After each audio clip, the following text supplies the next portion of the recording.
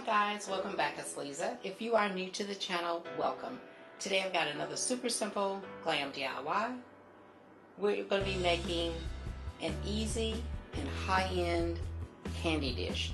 So what you're going to need some of these teardrop pendants. They are from Efavormart. Efavormart is an online retailer of event decor, event lighting, event supplies, and so much more. I will have Efavormart's information along with my custom affiliate links in the description box below for you guys to check them out. Now from Dollar Tree you will need one of these lidded candy dishes. You're also going to need a pack of these round glass bowls, and you're going to need a pack of these napkin rings in silver. Now I'm going to be using both hot glue and tacky glue on this project, but if you'd like to make any of the components permanent, please use something like E6000 or an epoxy bond, and that will help to make it permanent.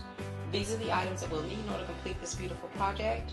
If I decide to use additional items or alternate items, I will list those in the description box below for you as well. Let's get started.